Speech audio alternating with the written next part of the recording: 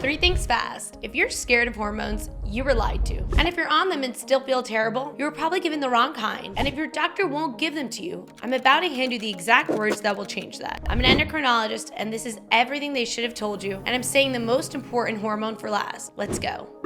Now, why did no one tell you about this? Well, in 2002, one study, the Women's Health Initiative, put out headlines that hormones cause breast cancer. So women dumped their medications, and doctors stopped prescribing and stopped teaching new doctors in training how to prescribe overnight. And here's the kicker. Almost every doctor practicing today trained after that. They came up when hormones were treated like poison, so they never learned how to use them well. And that's why you get a shrug when you kind of mention it offhand in your doctor's appointment. The knowledge is honestly frozen for 20 years. And most of us, including myself, had to teach ourselves a lot and get other certificates to try to learn how to do this. Now, here's the reality. Why was that study so flawed?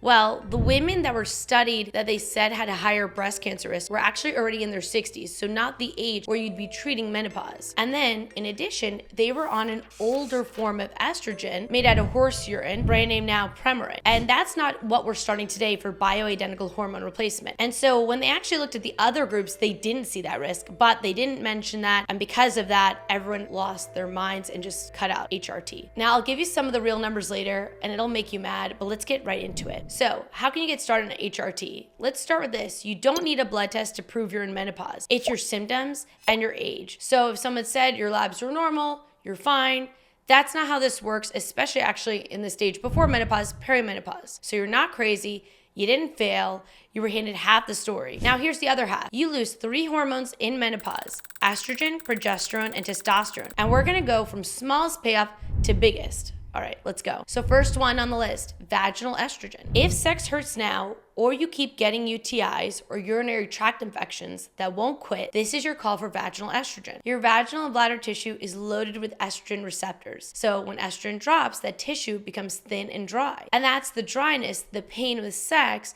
and those repeated infections, that's where that comes from. And the last one is not small, because if you're an older woman, a bad urinary tract infection, especially if it's a resistant bug, can land you not only in the hospital, but with sepsis in the ICU and even death. So at a tiny dose, right where you need it, fixes all of those problems. And here's the wild part. Women are the most scared of this part for HRT, but it's actually the least scary on the whole list because you're putting it exactly where you need it. Barely any is getting into your bloodstream. So it doesn't even need progesterone that is sometimes paired with estradiol because you don't need that protection for your uterine lining. So we'll get more into that in a little bit. Now, how do I do it for my patients? Well, I bring up the topic really early. I use it very freely because it works right where you put it and almost nowhere else. So honestly, if this is something that you need, you just tell your doctor, no, listen, I've been having pain during intercourse, or I'm having chronic urinary tract infections, due to my age. Can we try vaginal estrogen? It's local and low risk, and they'll be happy to prescribe it. All right, next, if your sex drive feels off a cliff and you've been blaming yourself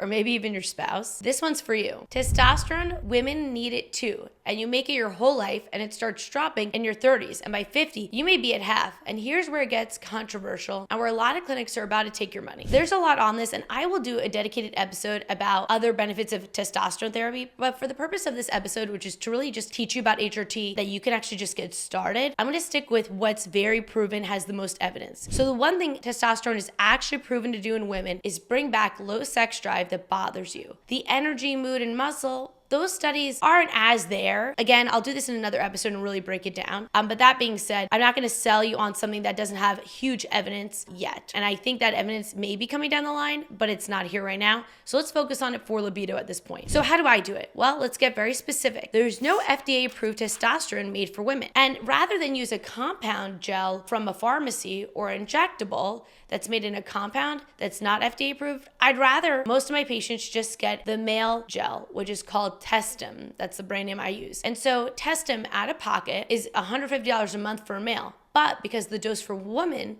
is a 1/10 of the man's dose, it will last them 10 months. So $150 for a 10-month supply, not bad. And so a male will be on 50 milligrams a day, for you about 5 milligrams. So basically the little size of a little dime, right? And you just rub that on once a day. Then I check your labs and make sure you're in a nice female range on the blood work. I don't jack it up past that because that's where side effects like a hairy face, Acne, all of that can come in, and that's the last thing you want. You pass the acne phase, you don't need that from me. Now, speaking of side effects, this is why I don't touch pellets. So testosterone pellets, this is what we see often in a lot of clinics. A pellet dumps a big dose you can't take back. So basically it shoots the level too high and it parks it there for months. So the acne, the extra hair, the deeper voice, that's the dose running its course too high, and some of it doesn't reverse. What I love about the gel that we use daily is you can dial it up or down, and a pellet I can't. And by the way, we're gonna go over this in a little bit, but if you're on an estrogen pill and your drive tanked, the pill itself could be actually causing that. And I'll go into that with you guys in a little bit. Now, how do you get on testosterone therapy with your doctor who maybe isn't as educated in HRT? You're gonna let him know,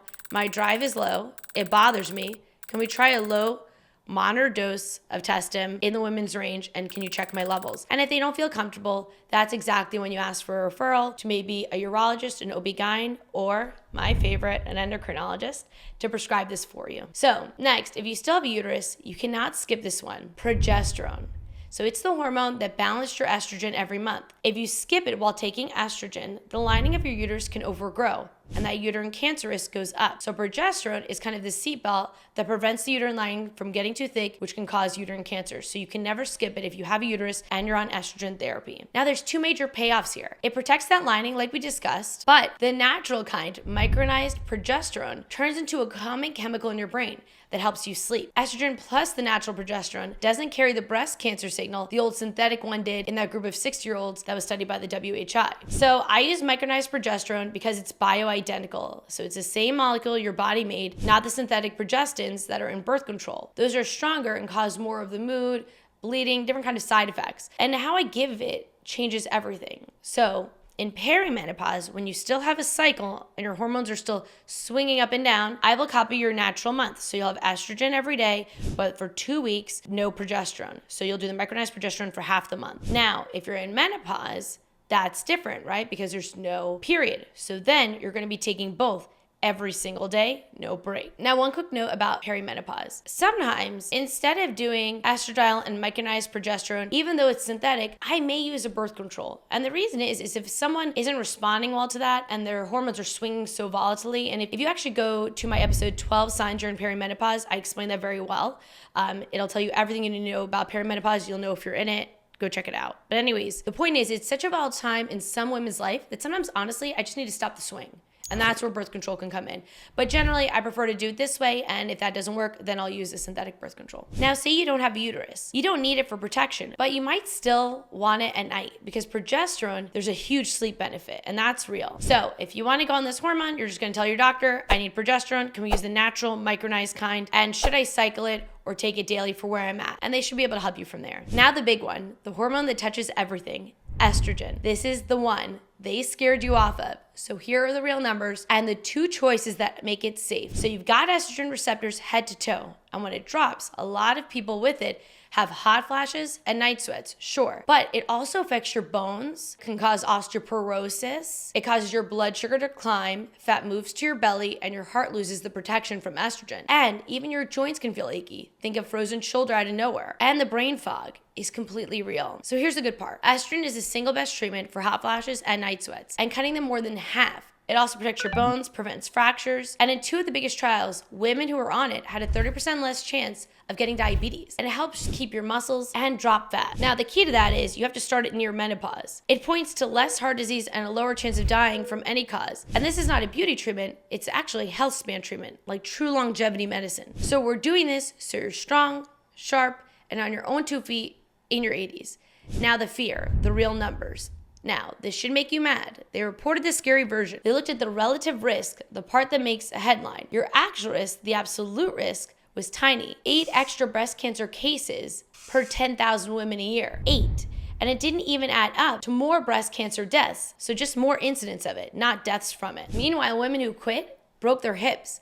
Plus, they use that old horse urine estrogen. Now, the problem with this is that everyone quit their hormones, and they've estimated that tens of thousands of women died from not getting HRT treatment. And the reality is that incidence that was increased was only seen with that old horse urine in women who are not in the appropriate age group. And I digress. All right, now off the WHI, let's get into how I prescribe estradiol therapy. So how I do it? Well, there's two choices. The typical is I use estradiol, bioidentical, the exact molecule your body made, not Premarin, which is the one made from pregnant horse urine. So you can do it as a patch or gel through the skin, but I never use the pill. And the reason is because the pill goes through first pass metabolism through the liver. That's a fancy way of saying it affects clotting factors and can increase your risk for stroke and clot. So by not using the pill and using a patch or gel, I'm avoiding that liver first pass metabolism, and I'm not affecting any clotting factor whatsoever. So it's through the skin, it skips the liver, so the clot and stroke risk drop way down. Now here's the bonus nobody explains. The pill makes your liver pump out a protein called sex hormone binding globulin that grabs your testosterone and locks it up. So the pill can crush the very sex drive you're trying to fix. The patch doesn't do this. So when you go to see your doctor, if they go to prescribe you Premarin, don't be afraid to speak up. It's just that a lot of them are just used to Premarin. It's a well-known drug and one of the originals out there. And just say, hey, can we use the estradiol patch instead of the pill since it's bioidentical, lower clotting risk, and it won't take my testosterone. And if I don't feel better in a couple months, let's check my levels. Now here's the one rule that decides whether any of this works: timing. And almost everyone misses it because they wait till they're suffering too long. There's a beautiful window to do this: the first 10 years after menopause or a few years before during perimenopause. And the timing is usually before 60. So start inside that window, and the benefits are bigger and the risks are much lower. And that's where the heart protection, the bone protection, and the lower chance of dying actually start. More than 10 years later, the math kind of flips and it's a little bit more iffy. So remember, it was never just are hormones safe? It's which hormone, which form, started when, and if a doctor shut you down years ago and you're inside that window now, ask again the right way with everything you just learned. One more, because I'm also an obesity doctor, and almost nobody connects this, but if you've been fighting your weight since menopause and losing, one thing to note is that HRT and GLP-1 weight loss medications in one observational study are shown to work better together than either one alone. So the hormones fix the metabolic engine, the menopause broke, and the GLP-1 quiets the food noise. A lot of my patients do best on both, so maybe something you might want to try if you've been struggling. So if I were to summarize HRT in one long sentence, I would say this: vaginal estrogen for the dryness and infections,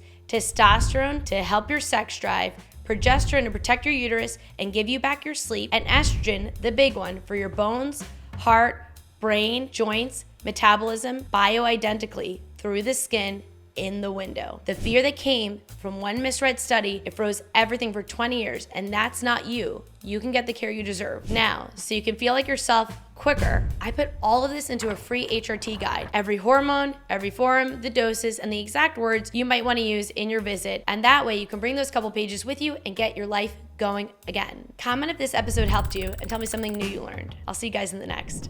Make sure to subscribe and share with a friend who's been suffering from hot flashes at night.